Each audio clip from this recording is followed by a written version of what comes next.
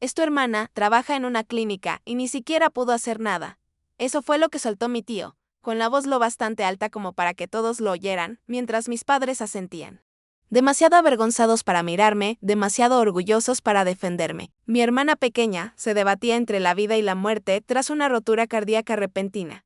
Y lo único que supieron decir fue que yo no servía para nada. La misma chica a la que siempre llamaron carga extra, la que nunca mencionaban en las postales navideñas, a la que jamás presentaban con orgullo en misa, la que solo recibía llamadas cuando ya era demasiado tarde, ni siquiera cuando acabé la carrera con honores, ni cuando aguanté turnos de 72 horas salvando a desconocidos, ni cuando llegué al quirófano entre sudor, sangre y restos de guardia sin dormir. Para ellos, nunca fui suficiente.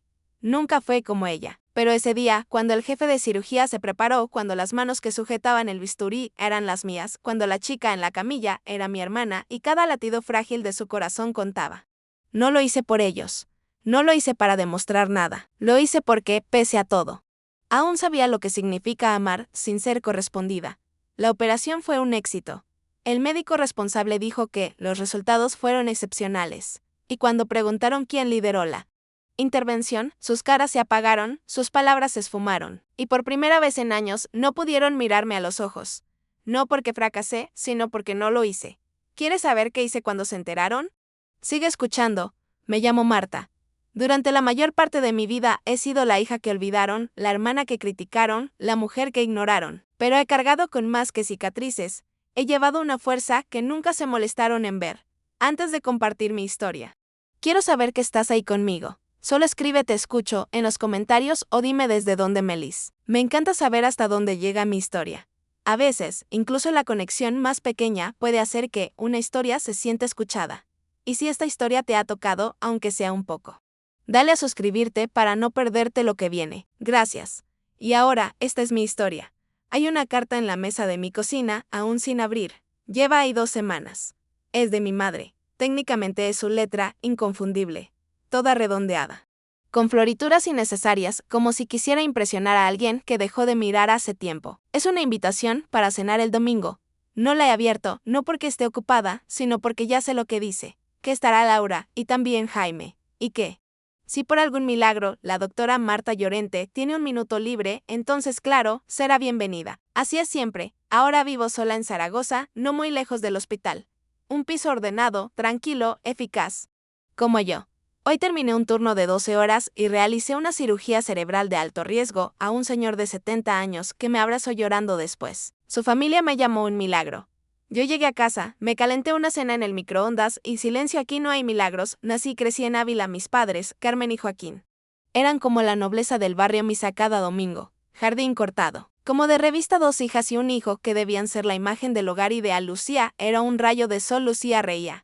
Se aferraba a la falda de mamá y contaba chistes con voz de campanilla. Era el alma de la casa, como solía decir mamá y yo. Yo era de leer, reservada, tan seria. Me gustaban los rompecabezas, los kits de anatomía, aprender los nombres latinos de los huesos, mientras las demás chicas ensayaban bailes de animadoras. Recuerdo haber oído a mi madre susurrar a una amiga: Clara es lista, demasiado lista quizá, pero fría como el granito. Tenía 13 años, recuerdo haber buscado esa palabra, granito, fuerte, inmóvil, sola. Llevo una foto en la cartera amarillenta, en las esquinas de mi graduación de medicina. Estoy recta con la bata blanca en la mano, un diploma de excelencia académica. Mi padre está al fondo, sin llegar a sonreír. Mi madre no fue, estaba ocupada, ayudando a Lucía a prepararse para el baile. Creo que fui esa noche cuando dejé de esperar que alguien apareciera por mí. Esta noche recibo un mensaje de Adrián Sena. Este domingo Lucía viene en avión. Mamá dijo que, si Clara no está muy ocupada, puede venir. No, nuestra Clara, no tu hermana, solo Clara, como si fuera la hija del vecino que toleran porque riega las plantas. Miro Facebook sin pensar demasiado. Una chica del colegio que apenas conocía subió una foto de una visita reciente parada en casa de la tía Carmen. Lucía sigue igual de guapa y encantadora que siempre. Su hermana, creo que es médica o algo. Así no me quedé con mucho. El pie de foto duele más de lo que debería, no porque se haya olvidado, sino porque es justo en lo que me he convertido, alguien a quien la gente olvida mencionar antes de dormir. Saco una foto mía con Lucía en la playa. Tendríamos 7 y 4. Lucía ríe con arena en la cara, brazos abiertos. Yo estoy a su lado, seria, mirando directamente al objetivo, sin sonreír ni entonces, como si ya supiera que el futuro exigiría eso. A veces me pregunto si desapareciera, ¿cuánto tardarían en darse cuenta? Era un viernes por la tarde y quedaban menos de 15 minutos para acabar el turno cuando mi voz sonó urgente. Llamé de vuelta, esperando una consulta rutinaria o quizá una complicación postoperatoria. Pero la voz al otro lado, entrecortada y agitada, dijo: necesitamos a una neurocirujana. Traslado urgente, desde el Hospital Comarcal de Fuente Serena. Mujer de 33 años, GCS7, sospecha de hemorragia intracraneal tras un accidente de tráfico. ¿Está disponible? Dije que sí antes de pensar en preguntar más. No fue hasta que abrí el archivo entrante que el nombre me dejó sin aliento. Clara Ríos. Mis dedos vacilaron sobre el teclado. Clara, mi hermana, la joya de la familia, la que no me llamaba hermana desde hacía más de una década. El informe era clínico: traumatismo craneal. Pérdida de conciencia en el lugar del accidente. Pupilas reactivas pero lentas. La ubicación: Fuente Serena. Estaba a 2 horas de aquí, la ciudad donde vivía el exnovio de Clara. Las piezas encajaron en mi mente, afiladas e innegables. No se lo conté a nadie. No podía. El equipo quirúrgico no conocía nuestra relación y pensaba mantenerlo así. La emoción no tiene lugar en un quirófano, no cuando el cerebro de alguien se está hinchando contra los límites de su cráneo. Le dije a la enfermera de planta: no hace falta que sepas toda la historia, solo que yo llevo este caso. Eso es todo. Asintió y siguió su camino. Me lavé las manos con el corazón bien escondido bajo la bata. Cuando entraron con Clara, sentí que algo dentro de mí se rompía. Tenía parte de la cabeza rapada. El rostro desprovisto de esa alegría natural que llevaba como si fuera perfume. Sus constantes vitales caían. La tomografía mostraba un hematoma presionando el tronco encefálico. El quirófano enmudeció en cuanto el taladro tocó hueso. 7 horas de caos enfocado. Vaso sangrante. Sellado, inflamación controlada, presión reducida. Un solo error y no despertaría jamás o despertaría siendo otra. Y durante todo ese tiempo, recordé cuando Clara rompió el jarrón favorito de mamá y yo asumí la culpa sin decir nada. Mamá no hizo preguntas, solo me miró a los ojos y dijo: eres su hermana. Para eso están las hermanas mayores. Tenía 8 años. Me pregunté mientras colocaba la última sutura. ¿Qué diría mamá si supiera que acababa de salvarle la vida a su hija favorita? Sería: eres su hermana. Es lo que te toca. O por fin recibiría algo más que una leve aprobación. El equipo me felicitó cuando terminamos. Excelente trabajo. Doctora, dijo uno de los residentes. Solo asentí. Tenía la garganta demasiado cerrada para hablar. No fui a la sala de espera. No llamé a nadie.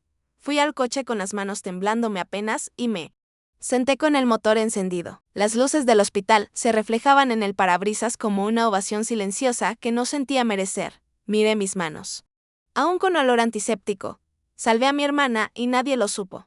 Llegué temprano a la mañana siguiente, bata impecable, credencial sujeta, carpeta en mano como si fuera una armadura. Le había dicho al personal de guardia que volvía solo para supervisar el posoperatorio crítico, estrictamente. Y era cierto, en sentido técnico. Clara ya estaba estable. La habían trasladado a la UCI. Estaba consciente, apenas. Sus constantes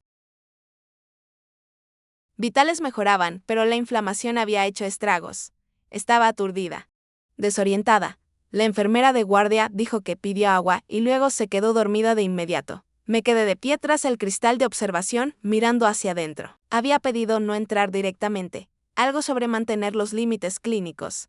La verdad era que ya no sabía quién era yo en esa sala. Su hermana. Su cirujana o el espectro entre ambas. Alrededor de las 9:40 de la mañana oí un murmullo familiar antes de verlos. Mamá, papá, Álvaro.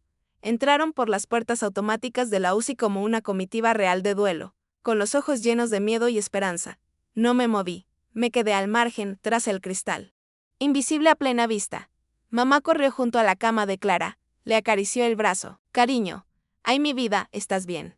¿Estás bien? Álvaro se quedó cerca, intentando parecer fuerte, con la mandíbula apretada. Papá habló con la enfermera con esa voz tranquila y pausada que usaba cuando no sabía cómo mostrar el miedo. Entonces mamá se volvió hacia el personal y preguntó: ¿quién hizo la operación? Por favor, solo queremos darle las gracias. Quien sea. Ha salvado a nuestra hija. Una enfermera señaló la hoja quirúrgica, dudando. No me moví, no saludé, ni parpadeé. Escuché el eco de mi propio nombre en la voz de mamá. Solo que no era el mío. ¿Quién fue la doctora? Repitió. La supervisora no dijo nada. Bendita sea, pero una enfermera más joven. Recién terminando su turno y claramente sin estar al tanto, soltó demasiado rápido. Ah, fue la doctora Rojas. Estuvo increíble. Creo que dijo que era su hermana. Silencio. Un silencio denso. Que rompía. Vi cómo el rostro de mamá se transformaba en algo indescifrable. Los labios de papá se entreabrieron, pero no salió sonido. Los ojos de Álvaro se movieron hasta el cristal, me encontraron allí, inmóvil. Me fui caminando. No corrí, no miré atrás. Solo caminé por el pasillo con pasos medidos y el corazón tan fuerte que lo oía retumbar en los oídos. Me alcanzaron en el patio, lo sabía. Estaba sentada en el banco más alejado, bebiendo café del hospital que sabía a cartón. Mamá se sentó a mi lado. No me tocó. ¿Por qué no nos lo dijiste?, preguntó. No estaba enfadada. Solo parecía pequeña. Miré al frente, a la fuente vacía. Porque si lo supierais, habríais pedido a otra persona. Eso no es cierto, dijo enseguida. Por fin la miré.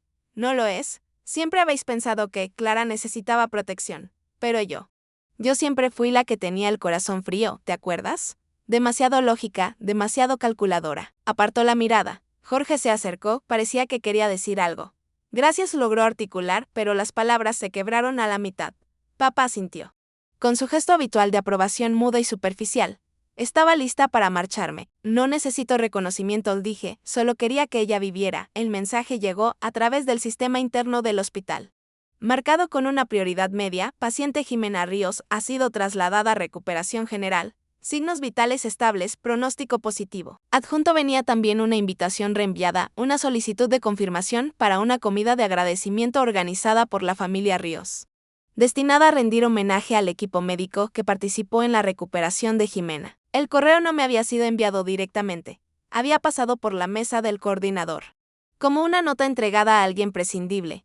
Me quedé mirando un momento y luego hice clic en aceptar. La comida se celebró en el atrio sur del hospital, un espacio luminoso adornado con manteles blancos alquilados y bandejas de buffet tibio. Había una pancarta, gracias por salvar a Jimena, impresa en azul marino como un acto benéfico escolar. La gente iba y venía, cirujanos, enfermeros, personal administrativo. Yo me mantenía al margen de todo, con un vaso de limonada sin gas en la mano, llevando el mismo blazer con el que defendí mi tesis de residencia. Nadie se me acercó. Nadie me miró 2 veces. A mitad del evento, Ana se levantó para dar su discurso. Llevaba un pañuelo floral que no veía desde el instituto. Su voz era firme. Nuestra familia está profundamente agradecida, dijo, aferrando la mano de Marcos. Nunca imaginamos el milagro que recibimos. Jimena está hoy aquí, gracias al brillante equipo de este hospital. Sus ojos recorrieron la sala. Pero no se posaron en mí. A cada uno de los que la cuidaron, les damos las gracias. Le salvaron la vida. Aplausos educados. No me moví. Una enfermera a mi lado, mayor, con el pelo recogido en un moño apretado, se inclinó y susurró, qué raro. Pensé que mencionarían tu nombre, sonreí. Estoy acostumbrada a ser invisible. Tras la comida, me dirigí hacia la salida, pasando junto a las columnas de globos blancos y azules atados a la barandilla de la escalera. Jorge me alcanzó en el pasillo, con la corbata floja y el rostro indeciso. ¿No estás enfadada?, preguntó en voz baja. Porque mamá no dijera nada, me detuve. No lo hice por ella, pero aún así lo hice porque era lo correcto. Y eso basta, pero no era del todo cierto. Una pequeña parte de mí había esperado, aunque fuera una frase, una mirada, incluso un simple «es ella», nunca llegó. Al llegar al vestíbulo principal, mi móvil vibró, notificación de mensaje de voz del Colegio Oficial de Médicos de Navarra. Llamé de vuelta. Dral Ríos, dijo la voz al otro lado. Cálida pero formal, queríamos informarle de que ha sido preseleccionada para el Comité Autonómico de Liderazgo Quirúrgico. El anuncio se hará la próxima semana. Enhorabuena. Me detuve un instante, reconocimiento, respeto de personas que no sabían nada de mi pasado ni cuestionaban mi valor, personas que juzgaban solo por méritos y no por recuerdos. Avancé por el pasillo, pasando salas de hospital con monitores silenciosos y pitarras blancas impolutas. A través del cristal de una de ellas, la vi. Irene le pasaba un paño húmedo por la frente a Alba, que empezó a abrir los ojos confundida. Durante un segundo nuestras miradas se cruzaron, entre el dolor su expresión. Era imposible de leer, parte sorpresa, parte desconcierto. Me detuve una fracción de segundo, luego seguí caminando. Podía salvarle la vida, pensé, pero yo misma no podía abrir esa puerta. La invitación llegó con un sello dorado del Consejo Estatal de Innovación Sanitaria, una reunión a puerta cerrada con los principales cirujanos de Navarra para diseñar un nuevo centro de formación en neurocirugía. Estuve a punto de borrarla por costumbre, pensando que era spam, pero mi nombre estaba En la primera línea, no como invitada sino como ponente, así que fui. La sala estaba llena de batas blancas y seguridad ensayada voces que intercambiaban siglas como moneda y griega. Entonces en una pausa entre ponencias lo vi a Álvaro León Canas en las 100 espera inconfundible, el mismo Álvaro que me acompañó durante mi primera guardia en el Gregorio Marañón había sido mi mentor, mi referencia y a veces el único que veía más allá de mi apellido. Sonrió cálido pero con esa mirada aguda. De siempre. Clara Rivas, dijo alzando su vaso de café del Congreso, no creí que Navarra pudiera tenerte tan callada tanto tiempo. Charlamos sobre robots quirúrgicos, plazas de residencia, presupuestos.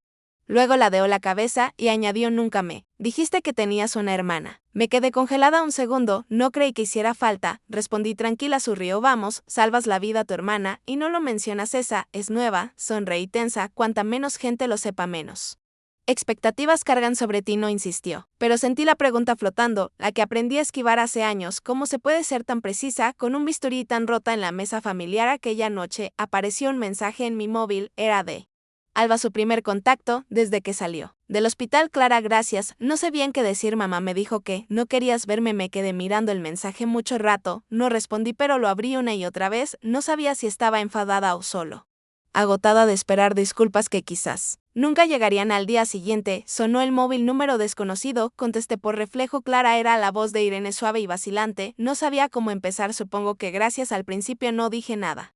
Luego, ¿quieres dar las gracias a la doctora o pedir perdón a tu hija? Silencio, continué. ¿Te acuerdas lo que me dijiste cuando decidí estudiar neurocirugía? Dijiste que solo intentaba demostrar algo, que no se trataba de curar a la gente, sino de ego. Otra vez silencio, pero esta vez lo dejé estar. Cuando colgamos caminé hasta el parque del hospital, me senté en un banco, bajo el viejo roble, cerca de la unidad pediátrica. Una niña se tropezó persiguiendo pompas de jabón, se raspó la rodilla, y soltó un grito agudo. Su madre corrió hacia ella con los brazos abiertos y la voz llena de consuelo, tranquila cariño, mamá está aquí. Las observé en silencio, nunca escuché esas palabras yo misma, ni cuando me caía ni cuando sangraba, pero en ese momento comprendí algo, ya no las necesitaba. La invitación era azul y plata con letras en relieve, elegante y halagadora. Mujeres en medicina, una celebración de resistencia y revolución. Me invitaron como ponente en un acto en Valencia, para contar mi experiencia no solo como neurocirujana sino como mujer en un ámbito que aún valora la autoridad. Según el tono de voz y la cantidad de vello facial, estuve a punto de rechazarlo. La idea de subirme a un escenario para hablar de fortaleza cuando llevaba semanas sin hablar con mi familia, me parecía una broma cruel, pero acepté, tal vez porque una parte de mí seguía creyendo que las palabras podían curar incluso si nunca venían de quienes más las deseabas. El salón estaba lleno de focos, nombres importantes y ese murmullo ambicioso que lo impregnaba todo. Pronuncié mi discurso con firmeza calculada, hablando del esfuerzo invisible de mujeres como yo que debíamos aguantar, triunfar y jamás pedir aplausos. Cuando bajé del escenario los aplausos fueron generosos, pero lo que me dejó sin habla no fue eso, fue ver a Inés sentada al fondo junto a Diego. Su pelo cejía frágil por el trauma, sus movimientos eran cautos pero sus ojos mostraban algo nuevo. Cuando nuestras miradas se cruzaron se levantó y susurró tan bajo que casi no se oyó, no eres invisible, Teresa. No para mí. Sonreí sin responder, aún no estaba preparada para la esperanza que traía su voz. Esa misma noche, Inés se acercó despacio y me preguntó si podíamos tomar un café solo. Las dos acepté con cansancio. Terminamos en una cafetería escondida entre una librería y un taller de bicicletas, de esas con tazas desportilladas y música honesta. Nos sentamos en una mesa junto a la ventana las dos, sin saber por dónde empezar. Inés removió su bebida un rato largo antes de decir, ¿te acuerdas cuando me caí por las escaleras con 6 años? Parpadeé sorprendida por la pregunta. Claro, te abriste la rodilla, tú me la curaste, dijo sin apartar la vista de su taza. Aún lo recuerdo, tus manos temblaban, pero intentaste ayudar. Entonces entró mamá y te dijo que dejaras de jugar a las enfermeras, que solo estabas empeorando las cosas. El recuerdo era nítido, yo tenía 12, apenas alcanzaba la encimera, pero ya había aprendido que intervenir era pasarse. No dije nada, no había mucho que añadir. Algunas heridas no dejan marcas en la piel, solo moratones en la memoria. Inés alzó la vista con los ojos vidriosos. Cuando supe que tú eras la cirujana, me sentí mal porque siempre decía que no habías hecho nada bueno por mí, que no te importaba. Respiré hondo, no te equivocabas, dije, no fui amable ni contigo, ni conmigo. Estaba demasiado ocupada intentando demostrar que merecía estar aquí. No dijo nada y yo tampoco. El silencio entre nosotras no pesaba, solo era necesario. Cuando llegó la hora de irnos, nos quedamos torpemente cerca del portal. Entonces, sin previo aviso, Irene se acercó y me abrazó. Sus brazos eran suaves, inseguros. Yo me quedé quieta, con los míos colgando inútiles a los lados. Cuando se apartó, la miré de verdad. Por primera vez en años, no vi a una competencia, ni a un reflejo, ni a un error. Vi a alguien que también había estado tan perdida como yo. Me alejé hacia el fresco anochecer madrileño, con mi aliento empañando el aire. Siempre pensé que ella no me necesitaba, pero quizá. Solo quizá, fui yo quien se marchó primero. La ceremonia de reconocimiento del hospital era para homenajear a los equipos médicos que habían logrado hazañas extraordinarias aquel año. Me nombraron invitada de honor.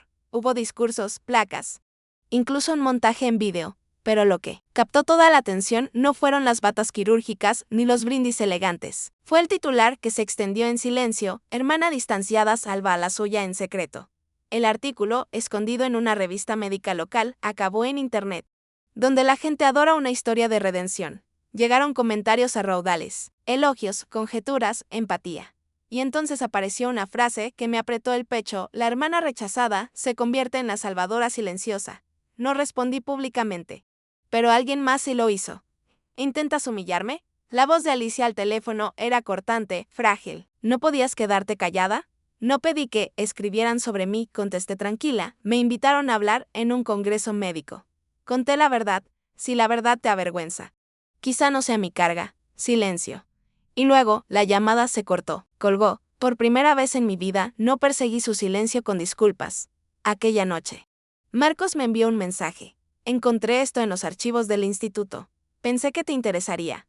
Adjuntó una imagen escaneada de una redacción mía del bachillerato. El título decía: el héroe de mi vida. Fruncí el ceño, sin recordar que había escrito. Ya tenía 17 años y por entonces estaba llena de rencor, ¿no? Pero allí estaba. Con mi letra: mi hermana pequeña tiene una luz que yo nunca tuve. Pero si algún día la necesita, yo seré la oscuridad firme bajo sus pies para que pueda brillar. No recordaba haberlo escrito, pero sonaba auténtico, sincero. Como una promesa antes de que el rencor y el silencio se acumularan. Unos días después pasé por la casa donde crecimos. Alicia abrió la puerta, visiblemente incómoda, como si la hubiera pillado en una confesión. He venido a ver a la paciente, dije. No a ti. Irene estaba recostada en la cama, pálida pero sonriendo, recuperando fuerzas poco a poco. He estado recordando cosas, murmuró, pequeños detalles. Momentos en los que estuviste, pero no lo vi. Me senté al borde de su cama y le tomé la mano. No necesito que lo recuerdes, dije. Solo necesito que vivas. El sol se estaba poniendo cuando me detuve en el umbral, mirando hacia las paredes por las que una vez caminé de puntillas como una intrusa. Aquella casa nunca se sintió. Aunque estaba de pie en ese lugar que antes solía sentir como mío, comprendí que algo había cambiado. No era la casa, era yo. Siempre creí que era solo la sombra. Pero tal vez era el punto de referencia que nunca supieron que necesitaban para encontrar el camino. Celebraron la despedida en el Salón Mayor de Robles, un lugar que nuestra familia solo reservaba para ocasiones excepcionales: bodas, aniversarios, jubilaciones, y ahora, el adiós al único hombre en nuestra línea que alguna vez me vio de verdad, mi abuelo. Le prometí una tarde, sentados en su porche durante una de nuestras largas charlas: no dejaré que me definan, así que fui, no por ellos, sino por él. La sala estaba decorada con lirios blancos y fotografías antiguas, una línea del tiempo cuidadosamente montada. Había un retrato en solitario de Inés, enmarcado con delicadeza. La cara de Marcos aparecía en primer plano, junto a nuestra madre. En alguna entrega de premios escolares, yo tenía una foto de cuando era niña, justo en el centro, pero mi cara quedaba medio cortada por el borde. Alguien se acercó, entrecerrando los ojos, y preguntó: ¿quién es esa del medio? Ah, respondió mi madre sin pestañear, alguna prima lejana. No reaccioné, pero por dentro algo punzante se retorció y me atravesó. El discurso de Elena fue elegante y medido. Elogió la fuerza de Inés, el apoyo de Marcos y al equipo médico que logró salvarla. Mi nombre no fue mencionado. Ni una sola vez. Marcos me miró desde su sitio con incomodidad evidente. Se inclinó un poco hacia adelante, quizás para decir algo, pero su esposa le puso la mano en el brazo y él se detuvo. Entonces, una voz inesperada se alzó. Solo quiero decir algo, dijo mi tío abuelo Joaquín, poniéndose de pie con lentitud. Quiero agradecer a mi sobrina, la doctora Lara Ríos, por salvar la vida de Inés. Parece que a la familia se le olvidó. La sala se quedó en silencio. Se escuchaban las copas posarse con cautela sobre la mesa. Elena sonrió con los labios apretados. Bueno, era su trabajo, ¿no? Me levanté. No por rabia, sino por necesidad. No era un trabajo. Era familia, dije. Ha llegado el momento de hablar. Sin temblor, sin titubeo, solo claridad. Hablé de los cumpleaños, donde me senté en la mesa sin nombre, de la graduación a la que no asistieron, de los años en los que fui solo la chica que podía con sus expectativas pero nunca con su orgullo. No culpé, no lloré, no estoy aquí para pedir reconocimiento, dije. Estoy aquí para recordarles que una hija que no fue amada no significa que no fuese digna de amor. La sala siguió en silencio. Pero yo no. Saqué de mi bolso un trozo de papel viejo. La tinta estaba desvaída, pero hacía tiempo que me sabía las palabras de memoria. La última carta de mi abuelo decía: Lara, no dejes que tu bondad se convierta en tu debilidad. Que sea tu brújula. Salí cuando el sol caía detrás de los altos robles. Mi bata blanca doblada sobre el brazo como una armadura que ya no necesitaba usar pero que aún elegía llevar. Me miraban como si vieran a alguien distinto, pero no me giré. Ya no necesito que digan mi nombre porque por primera vez escucho el mío con claridad. Una semana después del homenaje, recibí una llamada de Inés. Su voz sonaba inusualmente apagada. Mamá va a hacerse unas pruebas del corazón. Dicen que quizás necesite una intervención. Sé que es mucho pedir, pero si puedes, ¿podrías venir a verla? No como doctora. Solo como tú, me quedé mirando la pared de mi despacho. Mucho tiempo después de colgar, las palabras resonaban más fuertes de lo que fueron pronunciadas. No como doctora. Solo yo. Cuando entré en su habitación del hospital, Elena yacía sola en aquel espacio estéril, bajo esa luz fluorescente fría que hace que todo parezca un poco más frágil. Sin flores, sin visitas, solo el pitido constante de las máquinas. Giró la cabeza al verme. No pregunté por sus constantes ni por el diagnóstico. Solo me senté y dije, sobre lo que dije el otro día. No me arrepiento. Su respuesta fue cortante pero queda. No esperaba que lo hicieras. Permanecimos en silencio, mucho tiempo antes de que hablara otra vez. Siempre fuiste como tu padre. La forma en que observabas a la gente, la manera en que te lo guardabas todo. Sus ojos estaban distantes, mirándome sin verme realmente. Nunca supe qué hacer con eso. Se me cortó la respiración. Era la primera vez en más de una década que lo mencionaba. Mi padre murió cuando tenía 14 años y su recuerdo se había vuelto algo suave y lejano, como una foto que no miras, seguido porque duele recordar. Continuó: cada vez que te miraba, me sentía débil y odiaba esa sensación. Eras el recordatorio de todo lo que no podía hacer. Pensé en el día en que me aceptaron en el mejor programa de medicina de la comunidad. Corrí a casa llena de emoción, temblando de alegría, esperando algo, cualquier cosa. Todo lo que dijo fue otro título más para colgar en la pared. En ese momento me dije que era su forma de ser, que tal vez solo intentaba mantenerme con los pies en la tierra, pero aquello rompió algo en mí. Tenía miedo, murmuró, si te elogiaba demasiado, crecerías alas y te irías. Y yo me quedaría sola más pronto. Me tomó un instante asimilarlo. Le pregunté, ¿alguna vez me quisiste? La pregunta quedó flotando entre nosotras, como un cable vivo. No respondió de inmediato. Sus dedos jugueteaban con la esquina de la sábana, y por fin dijo, no sabía cómo demostrarlo. Pero no creo que alguna vez te haya odiado. Y quizá eso fue lo mejor que pude ofrecer. No, fue una disculpa. No fue una revelación. No bastaba para deshacer años de silencio, de momentos rotos que yo misma me había remendado, pero era algo. Me levanté y coloqué mi mano suavemente en el borde de la cama. Sí, eso es todo. Lo acepto. No porque lo curé todo, sino porque no. Dejaré que me siga hiriendo. Giró el rostro hacia la ventana. Sin abrazos. Sin palabras de despedida, pero su hostilidad había desaparecido. Y quizá eso bastaba. Salí de la habitación y me encontré con la luz dorada de la tarde. El vestíbulo del hospital brillaba con ese resplandor suave que hace que el aire parezca más amable. Clara estaba junto al ascensor jugueteando con su móvil. Al verme, levantó la mirada. Parecía querer preguntar 1000 cosas. Pero me adelanté. No está arreglado, dije, pero ya no es una herida. Asintió sin insistir. Y por fin sentí que algo se liberaba. No fue un final feliz, pero sí un cierre. No necesito que mi madre se convierta en la mujer que siempre quise que fuera. Solo necesito dejar de ser la niña que aún espera que cambie. 6 meses después, ya no era la jefa del equipo de cirugía. De urgencias. El título, el busca, las interminables horas empapadas de adrenalina, todo eso había quedado atrás. Había aceptado un puesto parcial como profesora en una universidad local. Cuando se corrió la voz de que había aceptado un puesto en un centro de formación profesional, las reacciones fueron exactamente las que me imaginaba. Mis amigas se sorprendieron. Mis antiguos compañeros se sintieron defraudados y algunos incluso me miraron como si hubiera tirado la toalla. Pero no era así. Simplemente decidí luchar en otro campo de batalla. No me estoy alejando de la primera línea, le dije a un antiguo paciente. Estoy eligiendo luchar en la raíz. Mi aula estaba llena de mujeres con una chispa silenciosa en la mirada. excamareras, enfermeras de turnos nocturnos. Madres solteras que equilibraban libros de texto con mochilas de pañales. No eran las candidatas seguras y pulidas de medicina, a las que solía formar. Eran reales, crudas, hambrientas. En mi primer día no empecé con una lección. Me puse frente a la clase y pregunté, ¿cuántas de vosotras habéis sido alguna vez menospreciadas por alguien a quien queríais? Casi la mitad levantó la mano. Asentí lentamente. Yo también estuve. Ahí nadie pensaba que llegaría a hacer nada, pero lo fui porque lo creí antes que nadie. Esa misma semana encontré una carta sobre mi escritorio. Reconocí la letra de K.H. Loe. Mis dedos temblaron levemente al abrirla. Les conté todo a mamá y papá sobre ti. No supieron qué decir. ¿Cómo iban a saberlo? Pero yo sí sabía qué decir. Estoy orgullosa de ser tu hermana. Dentro había una foto. K.H. Loe aún con la bata del hospital, sujetando la mano de una enfermera. Mi mano. El momento capturado era sereno, tierno. Un recordatorio de que algunas heridas, cuando se cuidan bien, no dejan cicatriz, se transforman. Aquella tarde, volví a casa, sin mi habitual postura rígida, sin el peso del portátil al hombro. Las calles eran las mismas, pero yo no.